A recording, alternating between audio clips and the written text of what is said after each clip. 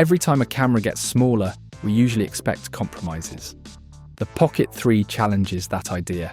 It packs a larger sensor, a rotating OLED screen, and smarter tracking, all in a device that still fits in one hand. We've been using it as a daily tool, and instead of just running through specs, let's talk about how it actually performs and how it supports your workflow. Let's get into it.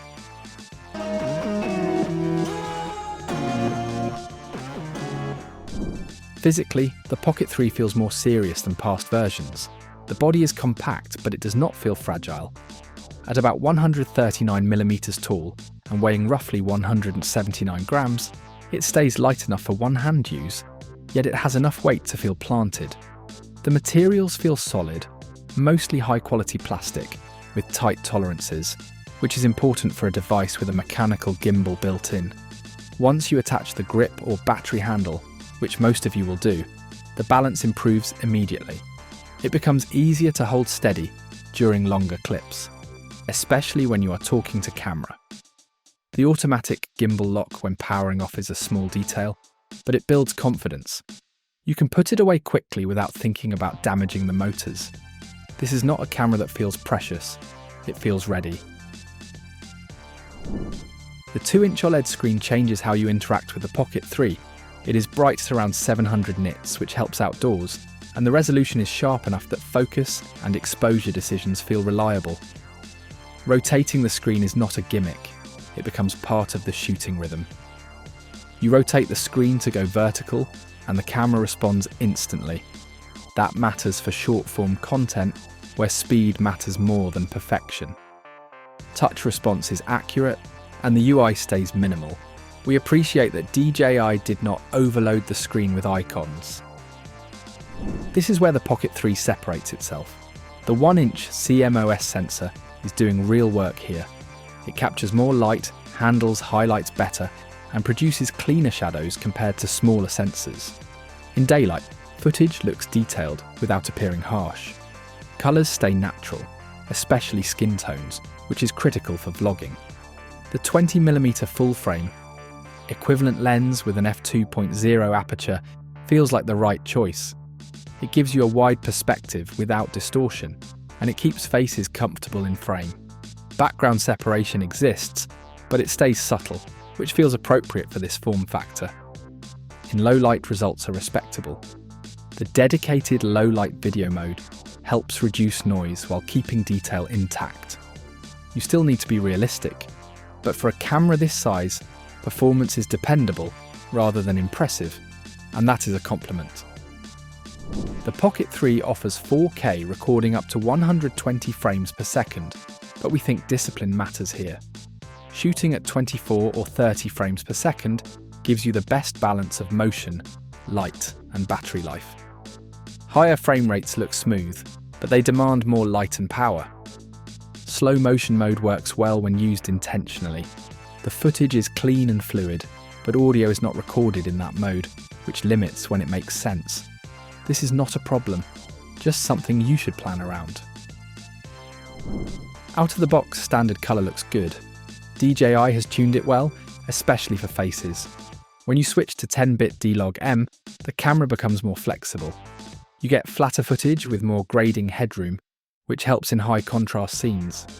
HLG is also available, which pairs nicely with HDR displays. We see this as a delivery option, rather than a creative one. Pro mode gives you control over ISO, shutter speed, and white balance. You can also limit ISO ranges, which helps protect image quality in low light. One thing to keep in mind is that face exposure behaves differently in log mode. For vlogging, standard colour often works better. This is where the Pocket 3 starts to feel very intentional. Autofocus is reliable, and face detection locks quickly and stays there. So when you are walking and talking, the camera does not hunt or lose you halfway through a thought. Active Track 6.0 keeps you framed without constant input, which means you can focus on delivery instead of checking the screen. Dynamic framing makes a real difference here. You can place yourself off-center, and the camera maintains that composition as you move. It feels natural, and it removes a lot of mental load while shooting. All of this works because of the 3-axis mechanical gimbal. Stabilization looks smooth without feeling artificial. Follow mode feels right for walking shots. Tilt-locked mode helps with clean pans, and FPV mode adds creative motion when you want it. Adjustable rotation speed brings control into the mix, which lets the camera move the way you move. Audio is one of those things you only notice when it goes wrong, and thankfully the Pocket 3 handles it well. The built-in microphones sound clear and balanced for casual use, and wind handling is better than you would expect from something this small. Where it really gets practical is with direct support for DJI mic transmitters. You can connect wirelessly without extra receivers, which keeps the setup clean and quick. Osmo Audio plays a big role here because fewer cables and adapters mean fewer things to troubleshoot. That same sense of practicality shows up in battery behavior. You get around 116 minutes at 4K 60, or closer to 166 minutes at 1080p 24, which feels realistic for how most people shoot. Fast charging changes how you plan your day. Hitting about 80% in roughly 16 minutes means a short break is often enough to get back out there. That kind of reliability matters when moments are not scheduled. Once you get comfortable with the camera, this is where the Pocket 3 starts to open up creatively. Motion lapse and hyperlapse really take advantage of the gimbal, and that is where things feel different from a normal camera. Setting waypoints lets you create slow, controlled movement over time, which gives shots a sense of direction rather than just speed. These modes work best when you plan the shot and let the camera do its thing, and when it comes together, the result feels very intentional. Spin shot is also here, and it can be fun for transitions or quick creative moments, but it never feels mandatory. It is more of an option than a core reason to use the camera, which honestly feels like the right balance. All of this ties into the app experience. The DJI Mimo app does not try to take over how you shoot, it simply extends control. Remote framing works reliably, live view feels responsive, and firmware updates are straightforward. Lightcut adds quick edits when you want fast results, especially for sharing, and file transfer stays consistent, whether you move clips wirelessly or through a cable. That reliability matters more than flashy features when you use a camera often. As for price, we picked this up for $461.90 on AliExpress. Shipping was free, the final price included taxes and duties, and it was backed by AliExpress buyer protection. On Amazon, the same camera usually sits around $489. We like AliExpress here for the clarity around total cost. If anything goes wrong, buyer protection covers the refund process. We think it is a solid option to consider, as long as you check the seller details and shipping location before placing the order.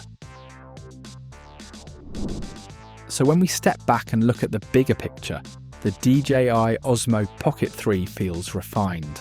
The sensor upgrade, the screen, the tracking, and the stabilization all come together in a way that feels deliberate rather than forced. Because of that, this camera works best for creators who value speed, stability, and simplicity. If you vlog, teach, travel light, or film yourself often, it makes a lot of sense. However, if you want lens flexibility or deep low light control, you should probably look elsewhere. And in the end, if its strengths line up with how you create, this becomes a camera you actually reach for. That matters far more than any spec sheet ever will.